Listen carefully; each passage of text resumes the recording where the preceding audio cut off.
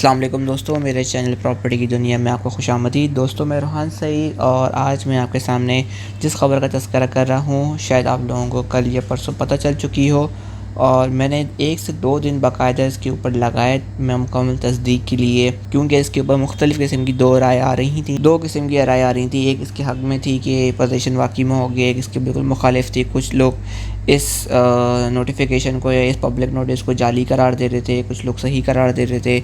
तो ये मुख्तलिफ़ किस्म की आरा चल रही हैं मार्केट में। तो मैं अपनी ज़राए से मुकम्मल तस्दीक के बाद और मुख्तलिफ़ एनालिसिस और ऑब्ज़र्वेशन के बाद मैं अब आपके पास अपना इस ख़बर के एतबार से क्या मार्केट पे इम्पैक्ट अच्छा पड़ेगा, बुरा पड़ेगा, क्या ये ख़बर सही है, कितनी सही है और ये ख़बर पे कैसे अमल होने वाला है एमडी की तरफ से। तो नाज़रीन, ख़बर आपने कल या परसों आपने देखी होगी कि एमडीए की तरफ से एक पब्लिक नोटिस अमन अखबार पे जारी किया गया है। अखबार का नाम मैं आपको बता रहा हूँ 4 दिसंबर 2021 को, कि उन्होंने जो सेक्टर्स जिनके अलॉटमेंट एमडीए ने जारी कर दिए हैं, जो सेक्टर्स जिनके अलॉटमेंट एमडीए ने जारी कर दिए हैं, अब वो इस पोजीशन पे एमडीए आ गई है कि उनको फ़िज़िकल पोजीशन के लिए वो देने को तैयार हो गए हैं, यानी कि पोजीशन ऑर्डर, और आप वहाँ से लें एमडी ऑफिस से साइट प्लान और फिज़िकल पोजीशन आप इसकी जो साइट ऑफिस है एमडी तेसरा टाउन का, वहाँ से जाकर आप वसूल करें, या फिज़िकल पोजीशन में बेसिकली ऑफिस की जो टेक्निकल टीम होती है वो आकर फिज़िकल पोजीशन देती है। बहरहाल इसके बाद मार्केट में खुलबली मच गई। बहुत सारे लोग कह रहे हैं गलत है, बहुत सारे लोग सही हैं। फेसबुक पे एक पेज था मलिक डेवलपमेंट अथॉरिटी के नाम से, उस पेज पर सबसे पहले खबर शेयर हुई। अच्छा, उसके बाद सिलसिला कुछ यूँ हुआ कि एमडी के जो ऑफिशियल पेज से ये फेसबुक पेज से ख़बर शेयर नहीं हुई, तो उसके ऊपर फिर दूसरी एकदम से मुख्तलिफ़ किस्म की राय आने लगी। ये कोई कह रहा नहीं जाली ख़बर है, कोई कह रहा नहीं ये फेक है, एडिट करके दिया गया। तो मुख्तलिफ़ किस्म के ये मिसकॉन्सेप्शन चलते रहे। बहरहाल नेक्स्ट डे अमन अखबार, एक छोटा अखबार है, वहाँ पे पब्लिक नोटिस एमडी ने जारी किया। उसको भी लोग मशकूक निगाहों से देखने लगे थे कि हो सकता है कि भाई किसी ने 50-60 हज़ार रुपये देकर पब्लिश करवा दिया हो। बहरहाल फिर जब हम अपने ज़राए और दीगर रिसोर्सेज से इनका इन्फॉर्मेशन करने की कोशिश की, तो इसमें ख़बर में काफ़ी सच्चाई हमें पता चली, या मुझे पता चली।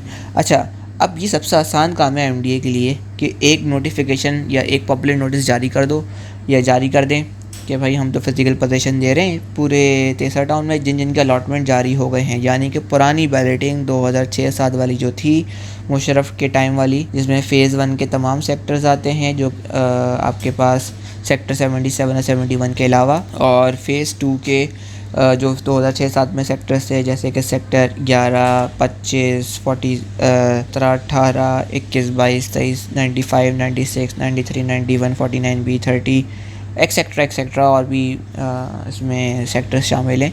उनके फ़िज़िकल पोजीशन की खबर आई। अब ज़ाहिर सी बात है, लोगों में अचानक से एक कन्फ्यूजन आ गई कि भाई जिन सेक्टर्स में कब्ज़ा वहाँ क्या होगा, क्योंकि सबसे आसान काम एमडी के लिए था कि फ़िज़िकल पोजीशन अनाउंस कर दो, क्योंकि इसमें कोई मेहनत एमडीए से इसमें आप कोई करने की ज़रूरत ही नहीं है, ना इसमें कोई पैसे खर्च करने की ज़रूरत है, ना इसमें कोई मेहनत मुशक्क़त या कोई एफ़र्ट लगाने की ज़रूरत है। सबसे आसान काम एमडी के लिए था कि पब्लिक नोटिस जारी कर दे कि हमने फ़िज़िकल पोजीशन जिनके अलॉटमेंट हमने जिन सेक्टर्स में हम इशू कर रहे हैं उसका हम फ़िज़िकल पोजीशन दे रहे हैं। इस खबर के 2 तरीके से लोगों ने लिया। जो कब्ज़े वाले सेक्टर हैं, सबसे बड़ा मसला ये है कब्ज़े वाले सेक्टर से अब वहाँ क्या होगा, वहाँ तो लोग कहेंगे भाई हमें पोजीशन दो आप, तो एमडी की कैपेसिटी मेरे ख्याल से तो इतनी नहीं है कि वो खाली करा सके। जैसे अगवान बस्ती वाले इलाके हैं, 93 हैं या 91 हैं, ये मुझे समझ आता है कि ये एमडी की इतनी ज़्यादा कैपेसिटी नहीं है। 23 सेक्टर और भी हैं, 25, 11 वगैरह के एकदम से सारा कब्ज़ा खाली करा जाए, क्योंकि ये बहुत मुश्किल काम है, इतना आसान काम नहीं है। बहरहाल अगर सुप्रीम कोर्ट पीछे पड़ जाए तो खैर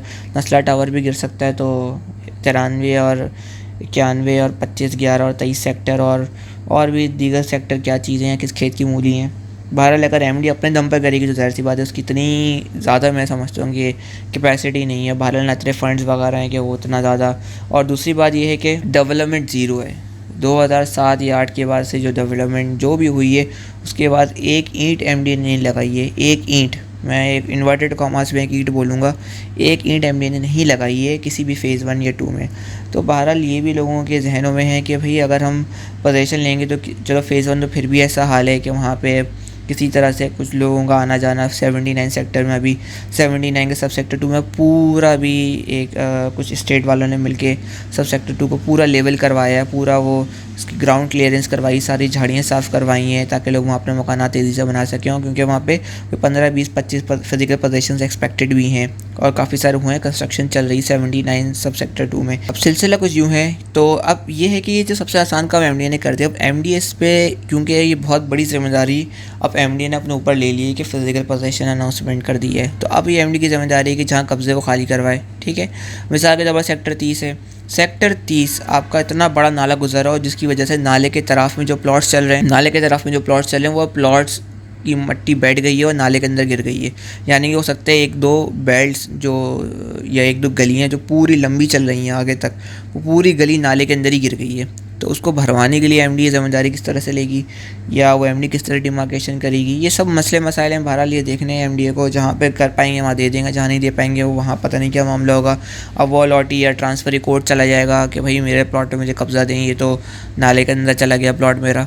बहरहाल जो भी सिलसिला मामलात होते हैं वो तो एमडीए को संभालने पड़ेंगे सारे, क्योंकि उन्होंने समझ लिया कि शहर के छत्ते पे हाथ डाल दिए। अब ये शहर का छत्ता इनके सर के ऊपर आएगा, क्योंकि ना इनके ऊपर इतना पास अमला है, ना स्टाफ है, ना बंदे हैं कि जितने इन्होंने ये छत्ता खोल दिया है, शहर का छत्ता इन पर इन्होंने छेड़ दिया है, ये इनके सर पर आकर अब गिरेगा। लेकिन ये अच्छी खबर मार्केट में बहरहाल मैं समझता हूँ ज़रूर है, क्योंकि बेचारे लोग 15-16 साल वेट करते रहे। इसमें एसोसिएशन ने भी काफ़ी मेहनत की, काफ़ी प्रेशर डाला। तो बहरहाल ओवरऑल मैं समझता हूँ खबर अच्छी है, लेकिन एमडीए वालों के ऊपर अब शदीद बहुत बड़ा इम्तिहान है। इस खबर पे या इस जो उन्होंने स्टेप लिया है, इस स्टेप को कितना ऑन करते हैं, कितनी ज़िम्मेदारी के साथ इसको निभाते हैं। क्योंकि सिर्फ नोटिफिकेशन जारी करना सबसे आसान काम था, सिर्फ एक सिग्नेचर करना है और कुछ नहीं करना, एक प्रिंट आउट निकाल के अखबार में देना है, सबसे आसान काम यही था। अब इसके ऊपर डेवलपमेंट का इंफ्रास्ट्रक्चर लगाना, इसके ऊपर कब्ज़े खाली कराना, लोगों को प्रोवाइड करना, क्योंकि मैं समझता हूँ तेसरा टाउन कराची की वाहिद जगह है, अभी भी बोलता हूँ, जो अभी भी अप्रोचेबल रेट्स में शामिल है। गवर्नमेंट की पक्की ज़मीन लैंड है 99 ईयर्स की, जैसे आपका फेडरल भी एरिया बात हुआ केडीए का, जैसे आपको गुलिस्तान जौहर, गुलशन इकबाल, स्कीम 33, जैसे आपका बहादराबाद, जैसे आपका Nazimabad, north Nazimabad, buffer zone, north Karachi, जिस तरह के इलाके जैसे ये हैं केडीए के, इसी तरह एमडीए का तीसरा टाउन है। तो और प्लानिंग तो आउटस्टैंडिंग है, इसमें कोई शक ही नहीं है। लेकिन बहरहाल अब ये कितना एक्टिवली ये लोग काम करते हैं, इस सारे सूरत हाल देखने की वाली ये हैं।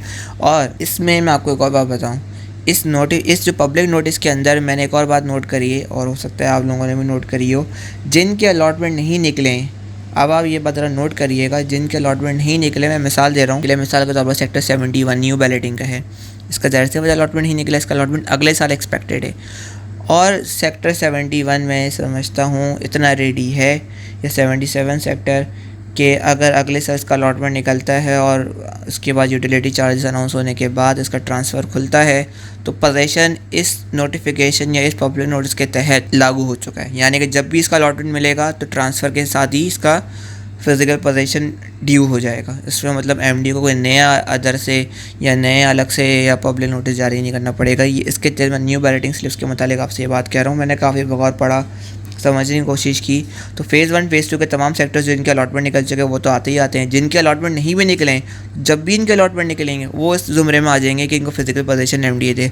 अब ज़्यादातर जो न्यू बैलेटिंग सेक्टर्स हैं वैसे तो साफ़ सुथरे हैं, जैसे आपके न्यू बैलेटिंग में 21-22 भी आता है, सेक्टर 77-71 भी आता है, सेक्टर 12 भी आता है। 12 मुझे बहुत पसंद है। 6A में इंक्रोचमेंट है, लेकिन 6A बहरहाल मैं समझता हूँ कि ये तो बिल्कुल ही रेडीमेड सेक्टर है। अगर जैसे ही इंक्रोचमेंट खाली हो 6A, तो मतलब ये कि खाली करें और अगले दिन लोगों को डिमार्केशन करके दें, लोग अगले दिन घर बना लें। 6A तो सेक्टर ऐसे ही है। इसी तरह सेक्टर 60 है आपका, इसी तरह आपका सेक्टर 17A बहुत अच्छा है, 12 भी है, और आपके पास मुख्तलिफ 38 सेक्टर में मैं मुख्तलिफ राय सुनता हूँ। बहरहाल मैं 38 सेक्टर को थोड़ा सा मैं कॉशियसली देखता हूँ।